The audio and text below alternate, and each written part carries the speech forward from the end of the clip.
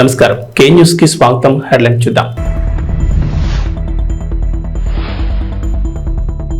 ప్రధానితో చంద్రబాబు భేటీ, రాష్ట్రానికి సంబంధించిన కీలక అంశాలపై చర్చ.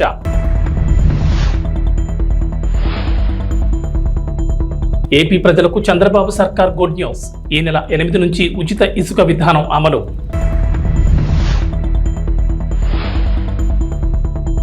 కేసీఆర్ కు మరో భారీ షాక్, కాంగ్రెస్ లోకి 6 ఎమ్మెల్సీలు. తెలంగాణకు రెయిన్ అలర్ట్, ఈ నెల 7, 8 తేదీల్లో పలు జిల్లాల్లో భారీ వర్షాలు. ఆంధ్రప్రదేశ్ ముఖ్యమంత్రి నారా చంద్రబాబు నాయుడు ఢిల్లీ పర్యటనలో బిజీగా గడిపారు. ప్రధాని నరేంద్ర మోడీ కేంద్ర మంత్రుల్ని కలిశారు. రాష్ట్రానికి సంబంధించి కీలక అంశాలను ప్రస్తావించారు. ప్రధాని మోడీతో భేటీలో ముఖ్యంగా 7 అంశాలపై చంద్రబాబు చర్చించారు. రాష్ట్రానికి స్వల్ప కాలానికి ఆర్థికంగా చేయూతనివ్వమని కోరారు. పోలవరం ప్రాజెక్టు నిర్మాణం పునఃప్రారంభానికి వెంటనే చర్యలు తీసుకోవాలని విన్నవించారు. రాజధాని అమరావతి ప్రాంతంలో ముఖ్యమైన మౌలిక వస్తువులు, ప్రభుత్వ భవనాల సముదాయం పూర్తికి సమగ్ర ఆర్థిక సాయం అందించాలని కోరారు. పారిశ్రామిక అభివృద్ధికి ప్రోత్సాహకాలు, రాష్ట్రాలకు మూలధనం వ్యయం అందించే ప్రత్యేక పథకం కింద ఆంధ్రప్రదేశ్కు అదనపు కేటాయింపులు జరిపి రోడ్లు, బ్రిడ్జిలు, సాగునీరు, తాగునీటి ప్రాజెక్టులు పూర్తయ్యేలా చూడాలన్నారు. చంద్రబాబు బుందేల్ఖండ్ ప్యాకేజ్ తరహాలో రాష్ట్రంలోని వెనుకబడిన ప్రాంతాలకు సాయం చేయాలని కోరారు.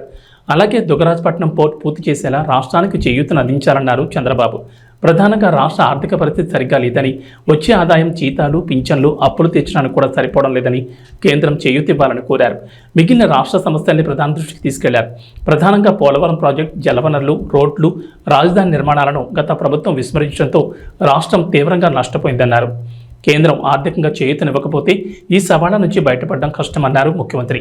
ప్రధాని మోడీ నాయకత్వంలో ఆంధ్రప్రదేశ్ మళ్లీ బలమైన పవర్ హౌస్గా అవతరిస్తుందని తనకు పూర్తి నమ్మకం ఉందన్నారు. ఆంధ్రప్రదేశ్ ప్రభుత్వం కీలక నిర్ణయం తీసుకుంది. ఈ నెల 8 నుంచి ఉచిత ఇసుక విధానం అమలు చేయనుంది. ఉచిత ఇసుకపై గనుల శాఖ అధికారులు మార్గదర్శకాలు సిద్ధం చేశారు. సోమవారం నుంచి ఈ మార్గదర్శకాలు అమలు సిద్ధమైనట్లు తెలుస్తోంది. ఈ మేరకు ప్రభుత్వం కీలక మార్గదర్శకాలను రూపొందించింది.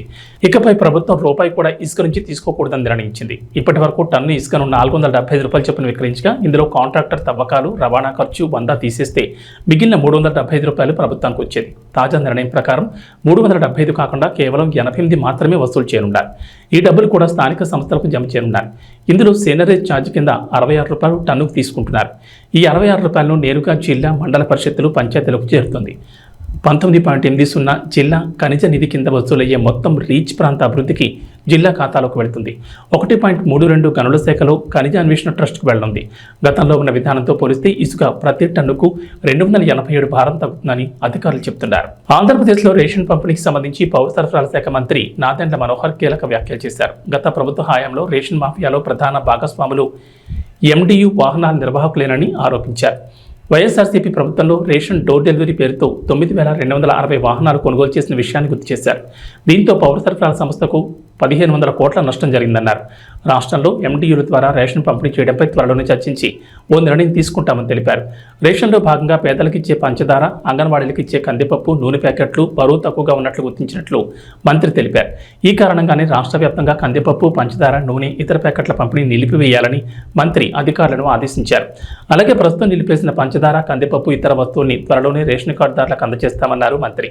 రేషన్ విషయంలో జాగ్రత్తలు తీసుకుంటామని, అవినీతికి తావు లేకుండా చర్యలు తీసుకుంటామని అన్నారు. 7,615 మెట్రిక్ టన్నులను సీజ్ చేశాం ఒక్క రోజులోనే.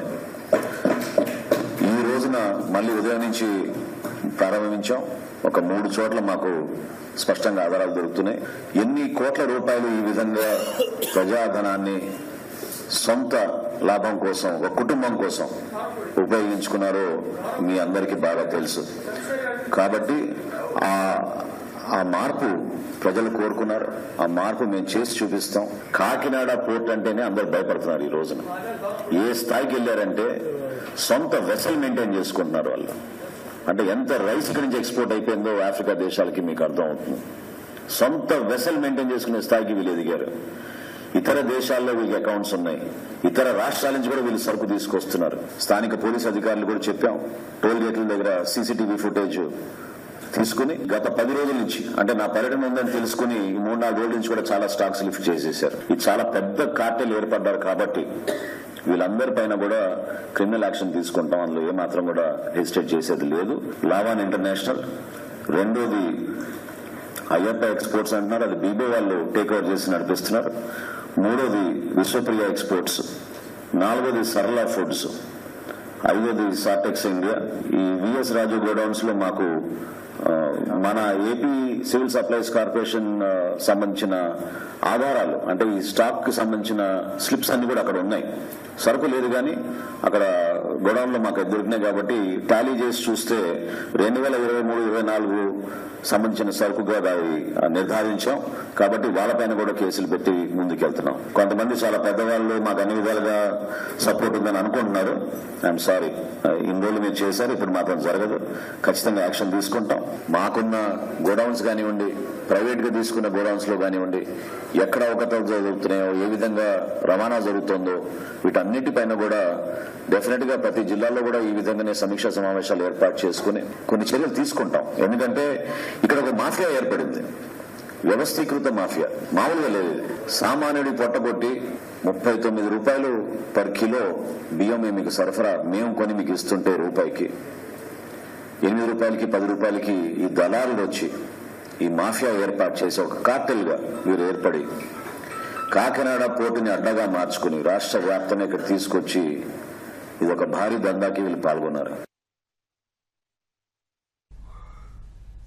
మాజీ ముఖ్యమంత్రి భారత రాష్ట్ర సమితి అధినేత కె చంద్రశేఖరరావుకు వర్ష షాకులు తగ్గుతున్నాయి. గత ఏడాది జరిగిన అసెంబ్లీ ఎన్నికల్లో ఓటమితో డీలాపడ్డ కేసీఆర్ కు నేతలు ఒక్కొక్కరుగా పార్టీని వీడుతున్నారు. కాంగ్రెస్ ఆపరేషన్ ఆకర్ష్ కు బీఆర్ఎస్ విలువలాడుతోంది. కాంగ్రెస్ లోకి బీఆర్ఎస్ వలసల పరంపర కొనసాగుతోంది. తాజాగా బీఆర్ఎస్ చెందిన 6 ఎమ్మెల్సీలు కాంగ్రెస్ లో చేరారు. ఎమ్మెల్సీలు భానుప్రసాద్, బస్వరాజ్ సారయ్య, దండే విఠల్, ఎంఎస్ ప్రభాకర్, ఎగ్గె మల్లేశం, బుగ్గారపు దయానంద్ కాంగ్రెస్ కండువాలు కప్పుకున్నారు. ఢిల్లీ పర్యటన ముగించుకుని ముఖ్యమంత్రి రేవంత్ రెడ్డి రాష్ట్రానికి రాగానే అర్ధరాత్రి ఆయన నివాసంలో వారంతా కాంగ్రెస్ పార్టీలో చేరడం గమనార్హం. ఈ కార్యక్రమంలో కాంగ్రెస్ వ్యవహారాల ఇన్ఛార్జ్ దీపాదాస్ మున్షి పాల్గొన్నారు. Dande Vithal Adilabad local body, Bhanuprasad Karimnagar local body, MS Prabhakar Rangareddy జిల్లా local body, Boggavarapu Dayanand governor కోట, ఎగ్గే మల్లేశం ఎమ్మెల్యే కోట, బస్వరాజ్ సారయ్య గవర్నర్ కోటాలో ఎమ్మెల్సీలుగా ఎన్నికయ్యారు. శుక్రవారం అమావాస్య కావడంతో గురువారం రాత్రి వీడు కాంగ్రెస్ పార్టీలో చేరినట్టు తెలుస్తోంది. వీరి చేరికతో మండలంలో కాంగ్రెస్ బలం 12కు చేరింది. తెలంగాణ రాజకీయాల్లో ఆసక్తికర పరిణామాలు చోటు చేసుకుంటున్నాయి. బీఆర్ఎస్ పార్టీలోని కీలక నేతలు వరుసగా కాంగ్రెస్ పార్టీలకు చేరిపోతున్నారు.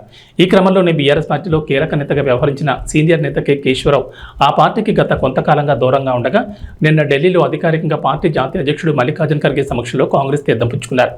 దీంతో 10 ఏళ్ల తర్వాత కేకే మళ్లీ తన సొంత గూటికి చేరుకున్నట్లయింది.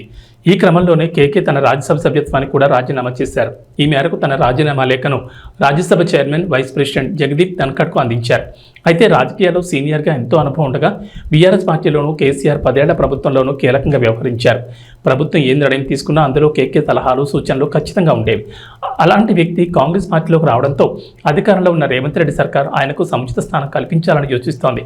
ఆయనకున్న రాజకీయ పాలనాపరమైన అనుభవాలను వినియోగించుకునేందుకు గాను ప్రభుత్వ సలహాదారుగా నియమించాలని రేవంత్ రెడ్డి సర్కార్ యోచిస్తున్నట్టు తెలుస్తోంది. ఈ మేరకు అధికారికంగా ప్రకటన వెలువడాల్సింది. ఎన్నికలప్పుడు మాత్రమే రాజకీయాలని, ఆ తర్వాత పార్టీలకు అతీతంగా అభివృద్ధి కోసం పనిచేస్తామని, కేంద్రంతో సత్సంబంధాలు కొనసాగించాలనేదే తమ ఉద్దేశం అంటూ సీఎం రేవంత్ రెడ్డి తెలిపారు. సీఎం రేవంత్ రెడ్డితో పాటు డిప్యూటీ సీఎం మల్లు భట్టి విక్రమార్క తదితరులు ఢిల్లీ పర్యటనలో ఉన్నారు. ఈ పర్యటనలో భాగంగా ప్రధానమంత్రి నరేంద్ర మోడీ, హోంశాఖ మంత్రి అమిత్ షా తదితర మంత్రులతో భేటీ అయ్యారు. తెలంగాణ రాష్ట్ర ప్రయోజనం దృష్టిలో ఉంచుకుని విభజన చట్టంలోని పలు అపరిష్కృత సమస్యలను వెంటనే పరిష్కరించేందుకు చొరవ చూపాలని, విభజన హామీలను త్వరగా నెరవేర్చడమే కాకుండా రాష్ట్రానికి రావాల్సిన నిధులను వెంటనే విడుదల చేయాలని రేవంత్ రెడ్డి బృందం కేంద్రానికి విజ్ఞప్తులు చేసింది. ఈ మేరకు మోడీకి, అమిత్ షాకి పలు వినతి పత్రాలు సమర్పించింది. కేంద్ర పెద్దలతో భేటీ అనంతరం మీడియాకు రేవంత్ రెడ్డి బృందం సమావేశం ఏర్పాటు చేసింది. సమావేశాలకు సంబంధించిన వివరాలు మీడియాకు వివరించారు. రాష్ట్ర అభివృద్ధితో పాటు విభజన చట్టంలో ఉన్న అంశాలపై ప్రధానమంత్రి నరేంద్ర మోడీతో పాటు కేంద్ర హోంశాఖ మంత్రి అమిత్ షాను కలిసినట్లు రేవంత్ రెడ్డి తెలిపారు. అనంతరం భేటీలో కేంద్రానికి చేసిన విజ్ఞప్తులను, వివరాలను డిప్యూటీ సీఎం భట్టి విక్రమార్క మీడియాకు వివరించారు. 1, 2 కాకుండా కేంద్రానికి తెలంగాణ ప్రభుత్వం పెద్ద డిమాండ్ లిస్ట్ ఇచ్చినట్లు భట్టి తెలిపారు. గజ్వేల్ పట్టణంలో శివాజీ స్టాచ్యూ వద్ద Gajwel inspector Saida, traffic inspector Murali సిబ్బందితో కలిసి విస్తృతంగా వాహనాల తనిఖీలు చేస్తూ డ్రంక్ అండ్ డ్రైవ్ టెస్టులు నిర్వహించారు. ఈ సందర్భంగా ఇన్స్పెక్టర్ సాయిదా మాట్లాడుతూ మద్యం సేవించి వాహనాలు నడపొద్దని సూచించారు. రోడ్డు నిబంధనలు, ట్రాఫిక్ నిబంధనలు పాటించి వాహనాలు నడిపి క్షేమంగా గమ్యస్థానాలకు చేరుకోవాలన్నారు. మద్యం సేవించి వాహనాలు నడపొద్దని, మోటార్ సైకిల్ వాహనదారులు తప్పకుండా హెల్మెట్ ధరించాలని, ప్రమాదాల నివారణ కృషి చేయాలని తెలిపారు. మోటార్ సైకిల్ వాహనదారులు తప్పకుండా హెల్మెట్ ధరించాలని, ప్రమాదాల నివారణ కృషి చేయాలని తెలిపారు. రోడ్లకు ఇరువైపులా ఏర్పాటు చేసిన సైనింగ్ బోర్డ్స్ సూచనలు, సలహాలు పాటిస్తూ సేఫ్టీగా డ్రైవ్ చేసి క్షేమంగా గమ్యస్థానాలకు చేరుకోవాలని సూచించారు. కారు నడిపేటప్పుడు సీట్ బెల్ట్ ధరించాలని సూచించారు. వాహనదారుల్లో, ప్రజల్లో మార్పు వచ్చినప్పుడు మాత్రమే రోడ్డు ప్రమాదాలు తగ్గుతాయని తెలిపారు. ఈ కార్యక్రమంలో గజ్వేల్ ట్రాఫిక్ సిబ్బంది, పోలీస్ సిబ్బంది తదితరులు పాల్గొన్నారు.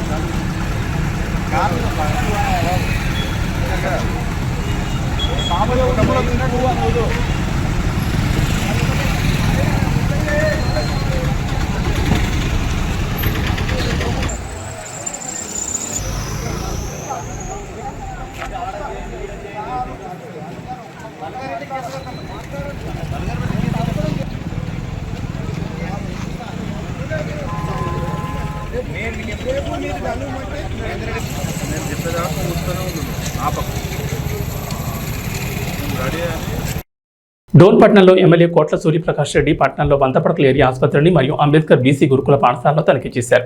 ఈ సందర్భంగా వంతపడకల ఏరియా ఆసుపత్రికి కావాల్సిన సదుపాయాలు మరియు మిషనరీ గురించి డాక్టర్లతో తెలుసుకున్నారు. X-ray room, lab, casualty, delivery ward కొరత పరిశీలించారు.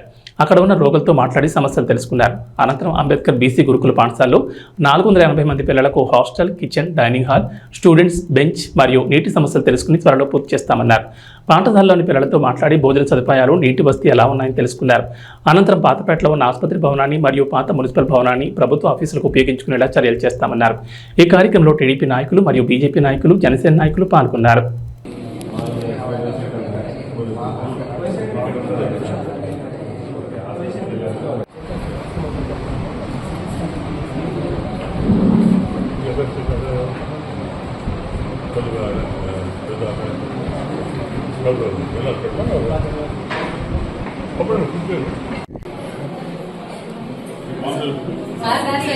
పచ్చడి ఇస్తాం సార్. ఒకసారి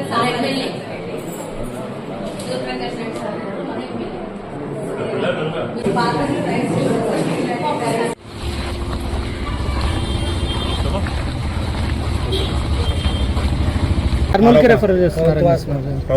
ప్రైవేట్ హాస్పిటల్ ఇక్కడ నుంచి రెఫర్ చేస్తున్నారని ఆరోపణ, రోగుల ఆరోపణ. దాన్ని కనుక్కుందాం. వంట డీటెయిల్స్ కనుక్కోవాలి. ఇప్పుడు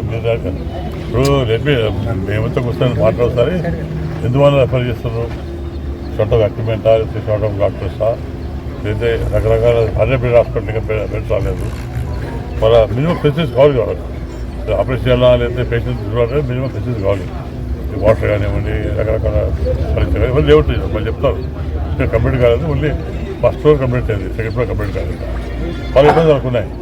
అవన్నీ కూడా డిస్కస్ చేసుకొని ఏం చేస్తే బాగుంటుంది, తొందరగా ప్రజలకు అందుబాటులో వచ్చే మార్గం చేయాలి. ఒకసారి మళ్ళీ డాక్టర్ వాళ్ళతో మాట్లాడి, కన్సల్ట్ ఆఫీసర్స్ మాట్లాడి, మాట్లాడి ఎందువల్ల డిలే అయింది, వాట్ ఆర్ రీజన్స్ కనుక్కొని తొందరలోనే స్టాఫ్ రిక్రూట్ చేసుకుంటూ మన స్టార్టెడ్ డాక్టర్ ఎందుకు రావట్లేదు, డాక్టర్స్ సమ్ రీజన్స్ ఉంటాయి కనుకొని దాన్ని మనం రీప్లేస్ చేస్తారు. డాక్టర్ అయిపోతే కొంత వేరే డాక్టర్ వేసి ఇబ్బంది లేకుండా చూస్తే ప్రయత్నం చేస్తాం. సో నేను సుమారు ఎప్పుడైనా మంచి డిస్కస్ చేసి వాళ్ళ ప్రాబ్లం డాక్టర్ చెప్పాను. నేను వాళ్ళ ప్రాబ్లమ్స్ ఏంటి, వాళ్ళ ఏమేమి తక్కువనే వాళ్ళ స్టాఫ్ కానివ్వండి, మామూలుగా ఇన్పేషెంట్స్ ఫుడ్ సిస్టమ్ కానివ్వండి, రకరకాల సమస్యలు కొన్ని డిస్కస్ చేసి దాన్ని తొందరగా మాట్లాడి తొందరగా 1 or 2 months దాన్ని కంప్లీట్ చేసి ప్రజలకు అందుబాటులో వస్తే ప్రయత్నం చేస్తాం. అల్లూరు సీతారామరాజు ఒక పోరాట స్ఫూర్తి అని, వారి ధైర్య సాహసాలు యువతకు ఆదర్శనీయమని జిల్లా కలెక్టర్ పి రంజిత్ పాషా కొనియాడారు.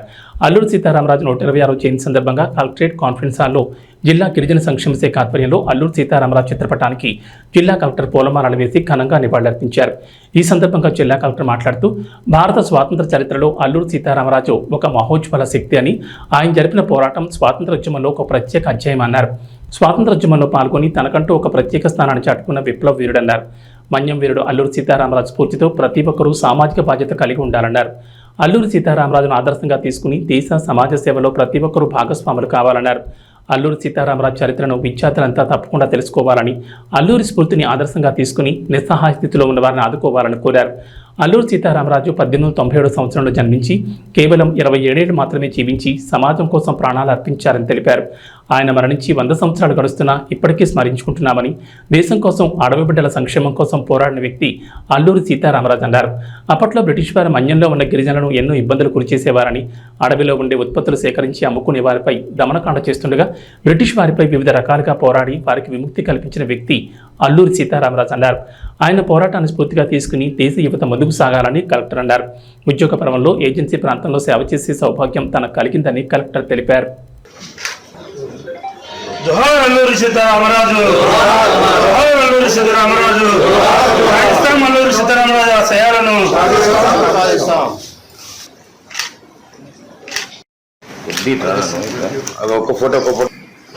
అల్లూరి సీతారామరాజు గారి జయంతి జరుపుకుంటున్నాం.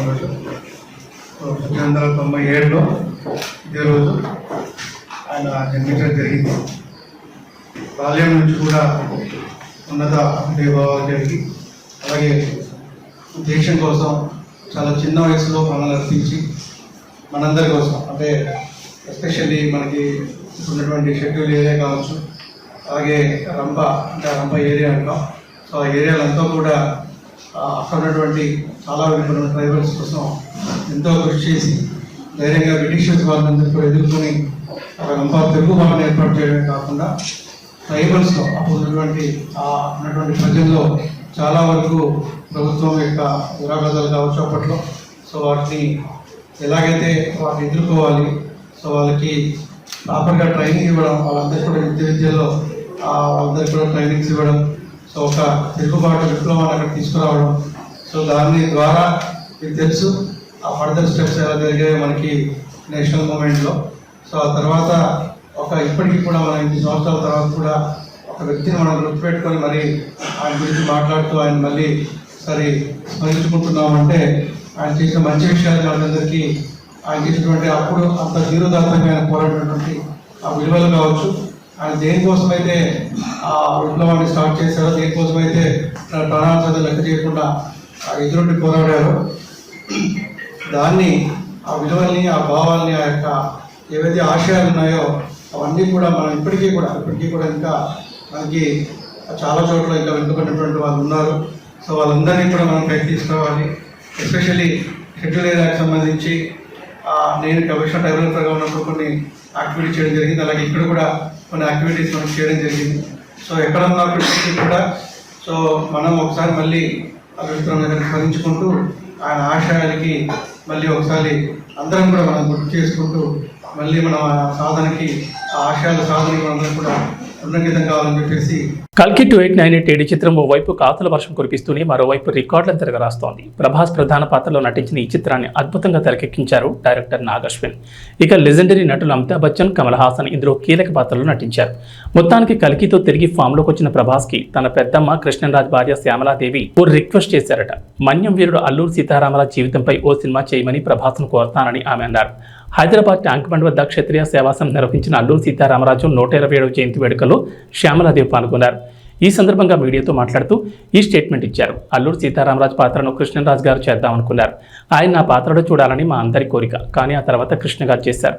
చాలా మంచి సినిమా, పెద్ద హిట్ అయింది. ఇప్పుడు ఇన్ని సంవత్సరాల తర్వాత ఆ క్యారెక్టర్లో ప్రభాస్ను చూడాలని అభిమానుల కోరిక. వారి విన్నపాన్ని నేను బాబుకు విన్నవిస్తాను. ఆ క్యారెక్టర్కు ఏమాత్రం అవకాశం ఉన్నా ప్రభాస్ని చేయమని కోరుతాను. ప్రభాస్ని ఈ పాత్రలో చూస్తే సీతారామరాజు మళ్లీ పుట్టినట్లుగా అనిపిస్తుందని అభిమానులు అంటున్నారు. అది కూడా నేను ప్రభాస్ చెప్తానంటూ శ్యామలాదేవి అన్నారు.